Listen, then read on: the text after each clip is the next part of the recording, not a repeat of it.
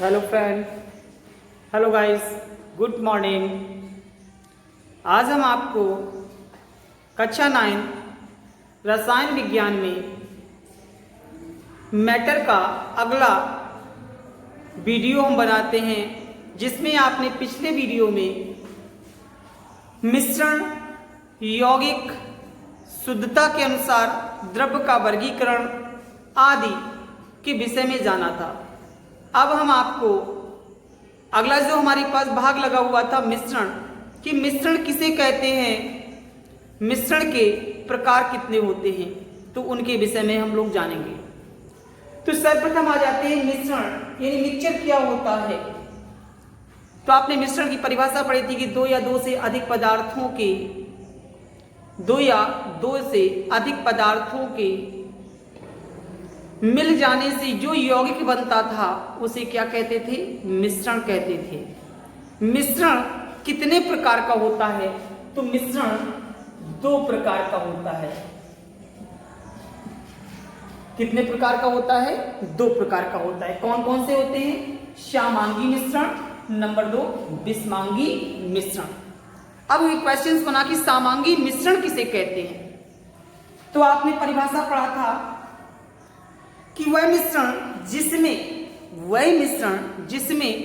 प्रत्येक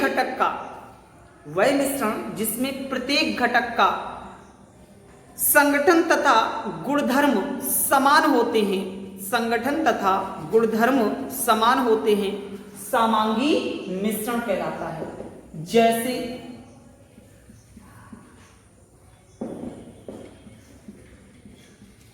नमक प्लस जल, नमक और जल का मिश्रण सामांगी मिश्रण कहलाता है। अब आ जाते हैं विषमांगी मिश्रण, वह मिश्रण जिसमें प्रत्येक घटक का संगठन व गुणधर्म समान नहीं होते हैं, उसे क्या कहते हैं, विषमांगी मिश्रण। जैसे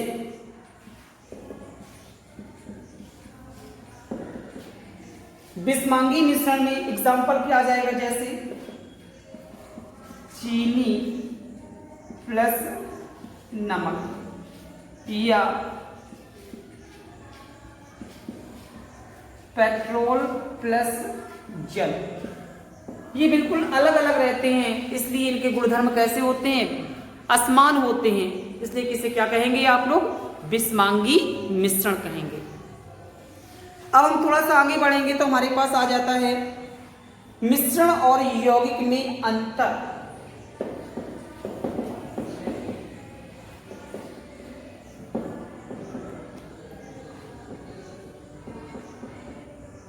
मिश्रण और यौगिक में अंतर। तो आप लोग एक तरफ डाल लेंगे मिश्रण और एक तरफ क्या डाल लेंगे,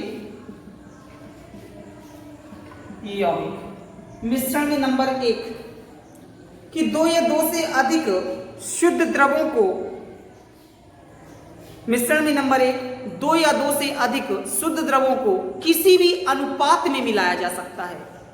मिश्रण में नंबर 1 दो या दो से अधिक शुद्ध द्रवों को किसी भी अनुपात में मिलाया जा सकता है। यौगिक में आ जाते हैं नंबर 1 कि दो या दो से अधिक तत्वों के निश्चित अनुपात में संयोग से बनता है। इसमें आपके पास अनिश्चित अनुपात था, निश्चित अनुपात तो नहीं था, इसमें क्या आ रहा है, निश्चित अनुपात आ रहा है। नंबर 2 मिश्रण में उसके अवयवों के गुणधर्म विद्यमान रहते हैं। मिश्रण में उसके अवयवों के गुणधर्म विद्यमान रहते हैं। यौगिक के गुण उसके अवयवों के गुण से सर्वथा भिन्न भिन्न होते हैं। मिश्रण में तीसरा नंबर, इसके अवयवों को भौतिक विधियों द्वारा पृथक किया जा सकता है।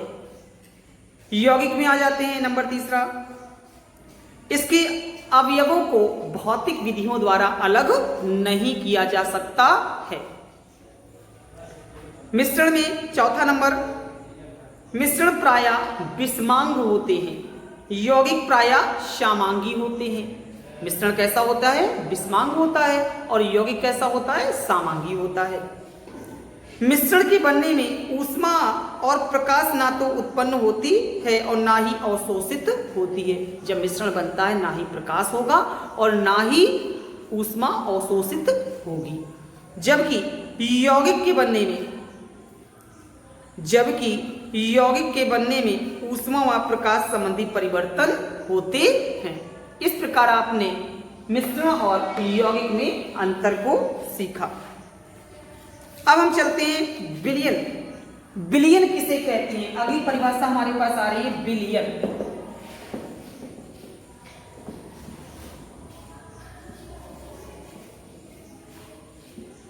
विलयन किसे कहते हैं? तो आपने परिभाषा पढ़ी थी, दो या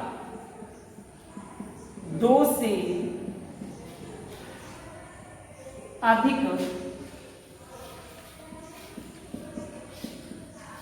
पदार्थों के समांगी मिश्रण को विलयन कहते हैं। दो या दो से अधिक पदार्थों के समांगी मिश्रण को विलयन कहते हैं।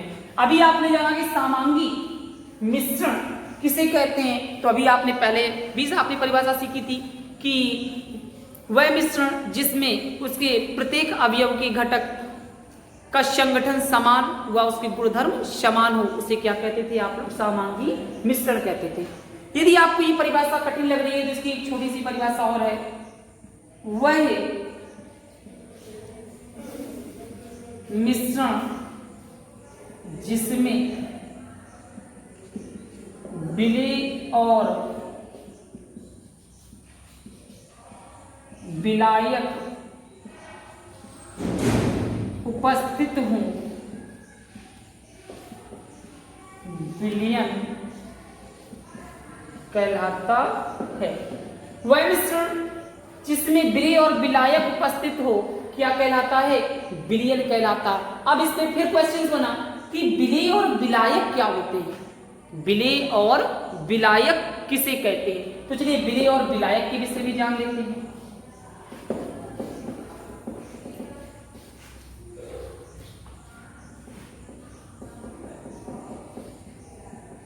विलेय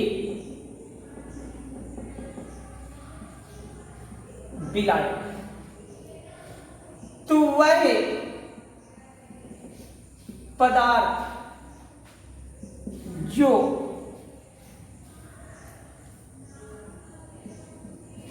घुलता है, वह पदार्थ जो घुलता है या जिसकी कम मात्रा हो, लेकिन ये वाला आपके पास हेडिंग में मैच नहीं भी कर सकता क्योंकि 90% ही मैच करेगा। जिसकी कम मात्रा हो उसे विलेय कहते हैं, लेकिन ये परिभाषा आपके पास इतनी मान्य नहीं होगी, लेकिन आपके याददाश्त के लिए हम आपको ये परिभाषा बता रहे हैं। वह पदार्थ जो घुलता है क्या कहलाता है? आपका विलेय कहलाता है। और वह पदार्थ जो घोलता है या जिसकी ज्यादा मात्रा हो, वह पदार्थ जो घुलता है क्या कहलाता है? विलायक कहलाता है। और वह पदार्थ जो घुलता है वो क्या कहलाता है? विलेय कहलाता है। या जिसकी कम मात्रा हो उसे क्या कहते हैं? विलेय कहते हैं। या जिसकी अधिक मात्रा हो उसे क्या कहते हैं? विलायक कहते हैं। जैसे हम एग्जांपल लेके समझते हैं, चीनी प्लस जल शरबत। चीनी और जल को आपने विलीन किया, चीनी और जल को मिलाया तो क्या बन गया आपके पास? विलयन तो बन गया शरबत। लेकिन चीनी इस जगह पे क्या है? घुल रही है। तो घुल रही को क्या कहेंगे आप लोग? विलेय। चीनी क्या हो गई आपके पास? विलेय हो गई। और जल क्या कर रहा है? चीनी को घोलता है। तो जल क्या हो गया आपके पास? विलायक यक। इस प्रकार आपने विलेय और विलायक की परिभाषा को समझा, विलयन की परिभाषा को समझा। अब हम आगे बढ़ेंगे विलयन के प्रकार, या विलयन की पहले हम ले लेते हैं विलयन की विशेषताएं, इसके बाद हम आएंगे विलयन की सांद्रता, फिर विलयन के प्रकार के विषय में। तो चलिए जानते हैं विलयन की विशेषताएं। विलयन एक नंबर 1 पॉइंट होता है, विलयन एक समांगी मिश्रण होता है। नंबर 2, विलयन के कण व्यास में 1 नैनोमीटर से भी छोटे होते हैं, जिनको आंखों से नहीं देखा जा सकता है। नंबर 3, विलयन में प्रकाश का मार्ग दिखाई नहीं देता है। यदि आप विलयन लेंगे और उसमें प्रकाश की किरणों को डालिएगा तो प्रकाश की किरण आपको दिखाई नहीं देगा, यानी किस दिशा में जा रही है या किस मार्ग में जा रही है आपको दिखाई नहीं देगा। अगला नंबर, विलयन में विलेय के कणों को छानकर अलग नहीं किया जा सकता है। विलयन में विलेय के कणों को छानकर अलग नहीं किया जा सकता है। विलयन को शांत छोड़ देने पर भी विलेय के कण नीचे नहीं बैठते हैं, अर्थात विलयन कैसा होता है, स्थायी होता है। आपने विलयन की विशेषताओं को जाना। अब हम आगे बढ़ते हैं तो विलयन के प्रकार। तो विलयन के प्रकार कितने प्रकार के होते हैं, विलयनों को भी जान लेते हैं।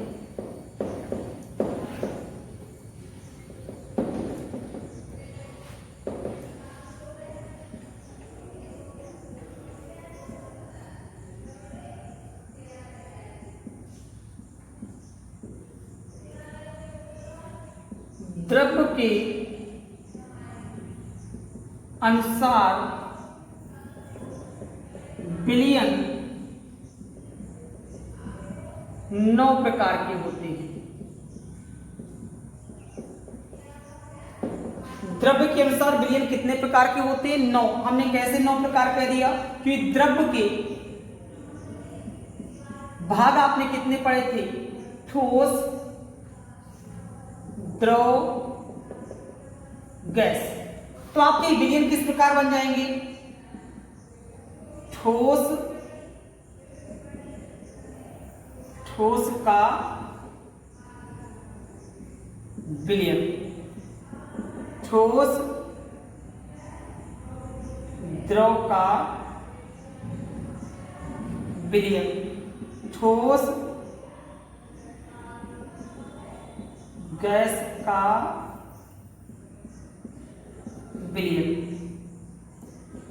हमने ठोस को लिया तो एक बार ठोस को मिला दिया, एक बार ठोस द्रव को बना दिया, एक बार ठोस गैस को बना दिया, तो कितने बन गए हमारे पास, 3 प्रकार बन गए। अब हम द्रव को लेते हैं तो द्रव का विलयन, द्रव गैस का विलयन,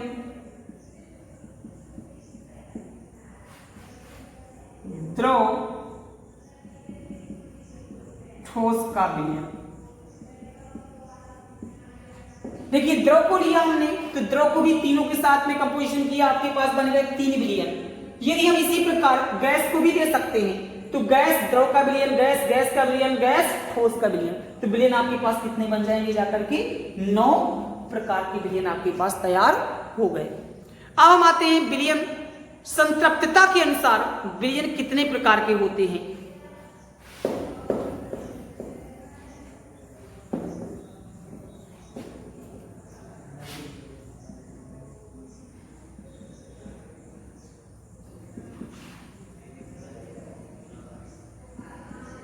संतृप्तता के अनुसार, तो संतृप्तता के अनुसार विलयन 3 प्रकार के होते हैं। कौन कौन,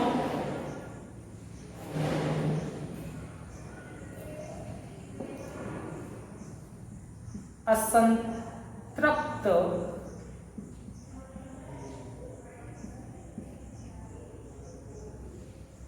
असंतृप्त विलयन,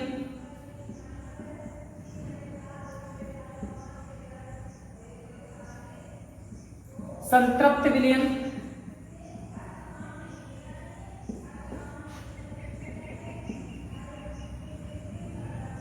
अति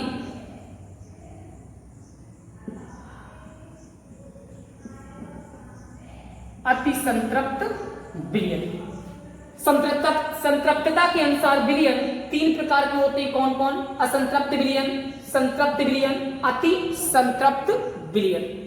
असंतृप्त का मतलब पहले हम अपनी भाषा के अनुसार समझ लेते हैं, इससे आपको क्लियर समझ में आ जाए। जैसे हम 2 रोटी खाते हैं, यदि मुझे वह 1 रोटी ही खिला दे तो हम भूखे रह जाएंगे। तो भूखे रहना क्या कहलाएगा? असंतृप्त कहलाएगा। और यदि हम 2 रोटी खाते हैं, मुझे वह 2 रोटी ही खिला दे तो हमारा पेट भर गया, हम पूर्ण रूप से भूखे नहीं रहे, तो हम क्या कहलाएंगे? संतृप्त कहलाएंगे। और यदि हम 2 रोटी खाते हैं, वह मुझे 3 रोटी खिला दे, एक्स्ट्रा उसने 1 रोटी मुझे खिला दी, तो हम क्या हो गए? असंतृप्त हो गए, अति संतृप्त हो गए। इसी प्रकार हम अपनी केमिस्ट्री की भाषा के अनुसार चलते हैं कि असंतृप्त विलयन का मतलब क्या हुआ कि विलेय कम,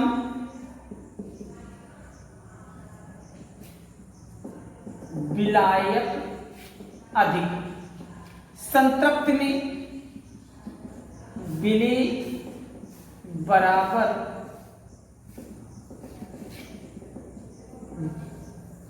विलायक। अति संतृप्त में विलेय अधिक, विलायक कम। मतलब समझ लीजिएगा, वह विलयन जिसमें विलेय की मात्रा कम तथा विलायक की मात्रा अधिक होती है, वह विलयन जिसमें विलेय की मात्रा कम और विलायक की मात्रा अधिक होती है, क्या कहलाता है? असंतृप्त विलयन। और वह विलयन जिसमें विलेय की मात्रा व विलायक की मात्रा समान होती है, बराबर होती है, उसे क्या कहते हैं? संतृप्त विलयन। और वह विलयन जिसमें विलेय की मात्रा अधिक और विलायक की मात्रा कम होती है, वह विलयन जिसमें विलेय की मात्रा अधिक और विलायक की मात्रा कम होती है, उसे क्या कहते हैं? अति संतृप्त विलयन कहते हैं। इस प्रकार आपने विलयन के प्रकार को समझा। विलयन के प्रकार को आप अपनी कॉपी में लिख लेंगे। अब हम विलयन की सांद्रता के विषय में अगले वीडियो में समझेंगे। यदि आपको नहीं समझ में आया है तो आप कमेंट करके पुनः आप इसका आंसर ले सकते हैं। यदि कमेंट करने में दिक्कत हो रही है तो कांटेक्ट नंबर में भी आप क्वेश्चंस करके आंसर ले सकते हैं। मेरा कांटेक्ट नंबर है 93 055 45 406। इसमें आप कांटेक्ट करके आप अपना आंसर ले सकते हैं। धन्यवाद।